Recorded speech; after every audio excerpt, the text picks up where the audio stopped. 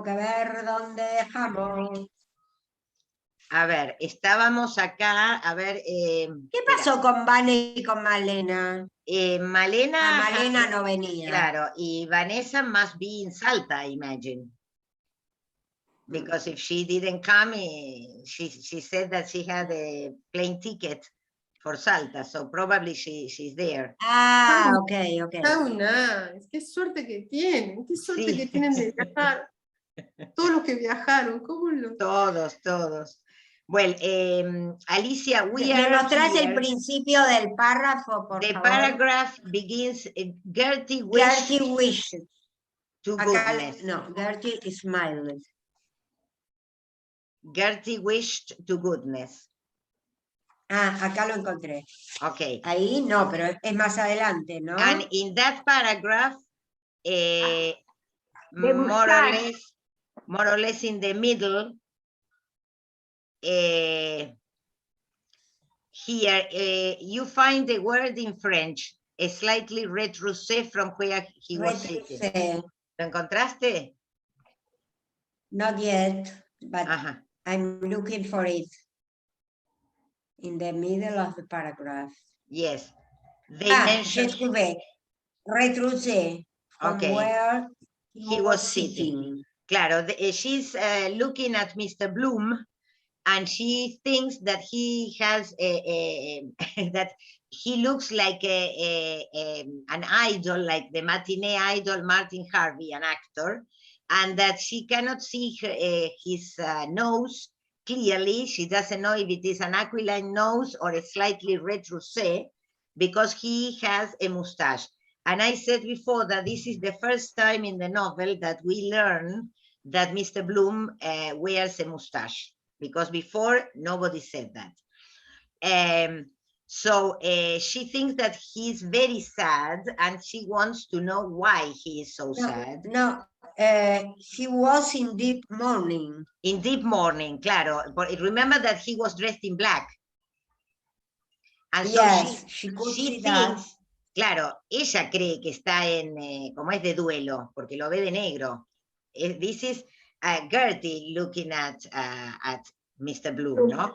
He was in deep mourning, she could see that, and the story of a haunting sorrow was written on his face. She would have given words, he was looking up. There, no. She would have given words to know what it was. Ahí estamos, sí. He was looking up. He was looking up. He was looking up so intently, so still, and he saw her kick the ball, and perhaps he could see the bright steel buckles of her shoes if she swung them that thoughtfully with the toes down. She was glad that something told her to put on the transparent stockings, thinking Reggie Wiley might be out, but that was far away. So Gertie shows her legs, part of her legs, to Mr. Bloom by moving her legs and showing her shoes, provoking Mr. Bloom. And she thinks that fortunately she had chosen the transparent stockings, thinking of the boy she was in love with. But now she's thinking of Mr. Bloom. Now she can attract Mr. Bloom by showing her legs. Here was that of which she had so often dreamed. It was he who mattered, and there was joy on her face, because she wanted him, because she felt instinctively that he was like no one else. So suddenly she thinks that Mr. Bloom is the gentleman she was looking for, no? And well, this is astonishing, no? The way that she starts a kind of erotic scene in her head, because this is happening only in her head. Yes, yes. The very heart of the girl woman went out to him, her dream husband, because she knew on the instant it was him. Imagine, she thinks that Mr. Bloom is the man that's going to marry her. If he had suffered more sinned against than sinning. Yes, you remember this phrase from King Lear, ¿no? Digamos, se pecó más en contra de él de lo que él pecó. Or even if he had been himself a sinner, a wicked man, she cared not. No, she doesn't care if he was a sinner. She loves him.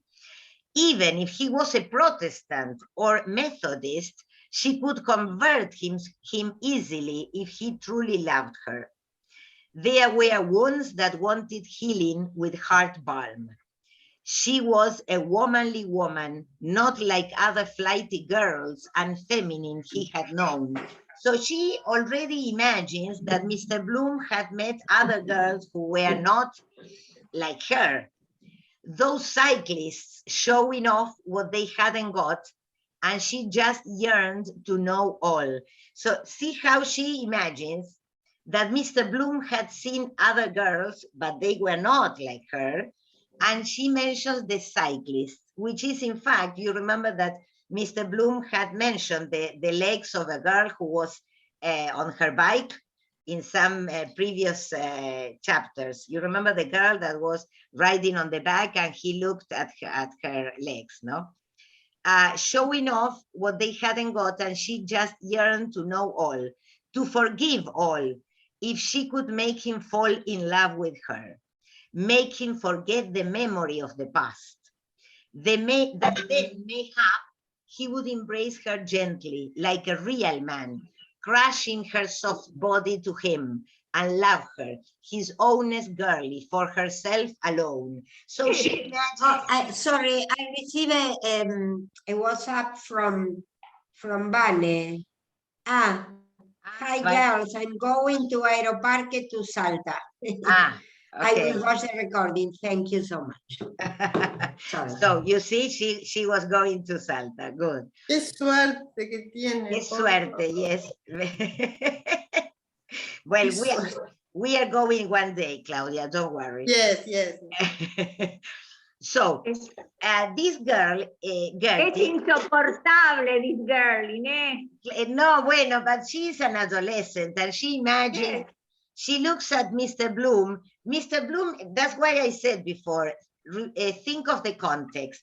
The man sitting on a bench near the river, the church with the other men singing and praying, and the music and the smell of the incense. The other two girls taking care of the boys. And she's there dreaming, looking at Mr. Bloom and imagining that Mr. Bloom will be her husband. So it's completely ridiculous. It's a real Susanita, eh? Totally, yes. And she thinks, refuge of sinners, comfortress of the afflicted, ora pro nobis. This comes from the church, no? Refuge of sinners, comfortress of the afflicted is the Virgin Mary. Ora pro nobis. This is what the men in the church are saying. Well has it been said that whosoever prays to her, to the Virgin Mary, with faith and constancy, can never be lost or cast away. And fitly is she too a haven of refuge for the afflicted because of the $7 which transpires her own heart. So you see how this chapter is organized, no? Gertie dreaming of love and you know, all these ridiculous thoughts. Mr. Bloom, we don't know what he is thinking about. He's only there. And suddenly in the middle, the men praying to the Virgin Mary. Of course, the $7, los $7, no? Del Rosario. Gertie could picture the whole scene in the church. The stained glass windows lighted up, the candles, the flowers, and the blue banners of the Blessed Virgin's sodality. And Father Conroy was helping Canon O'Hanlon at the altar, carrying things in and out with his eyes cast down. He looked almost a saint, and his confession box was so quiet and clean and dark, and his hands were just like white wax. And if ever, she became a Dominican nun in their white habit, perhaps he might come to the convent for the novena of Saint Dominic. So she knows what is happening in the church.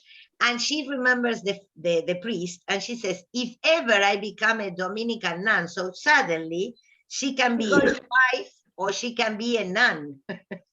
Se pasa de mujer casada a monja. He told her that time, when she told him about that in confession, crimsoning up to the roots of her hair for fear he could see, not to be troubled, because that was only the voice of nature. What is Gertie thinking of? That the priest told her, don't worry, because it is the voice of nature. Probably she has told the priest that she has dreams about a husband, no? And the priest tells her, okay, don't worry, it's only the voice of nature. And we were all subject to nature's laws, he said, in this life, and that was no sin, because that came from the nature of woman instituted by God, he said. And that our Blessed Lady herself said to the Archangel Gabriel, be done unto me according to thy word. So very evidently, Gertie has confessed that she has sexual desires or something like that, no? He was so kind and holy, and often she thought and thought, could she work a Russian tea cozy with embroidered floral design for him as a present, or a clock? But they had a clock, she noticed, on the mantelpiece, white and gold, with a canary bird that came out of a little house to tell the time, the day she went there. But about the flowers, for the 40 hours adoration, because it was hard to know what sort of a present to give, or perhaps an album of illuminated views of Dublin or someplace. So she's so grateful to the priest that she's thinking of giving him a present, ¿no? A Raj tea cozy son eso que cubre las teteras para que se mantengan calientes, ¿sí? A tea cozy. The exasperated little brats of twins, so now we go back to the two boys, began to quarrel again, and Jackie threw the ball out towards the sea, and they both ran after it. Little monkeys, common as dishwater. Someone ought to take them and give them a good hiding for themselves to keep them in their places, the both of them. And Cissy and Eddie shouted after them to come back, because they were afraid the tide might come in on them and be drowned. Jackie, Tommy, not they. What a great notion they had. So you see, she's impatient about the boys, no? She has already said this, that they got on her nerves. So Cissy said it was the very last time she'd ever bring them out.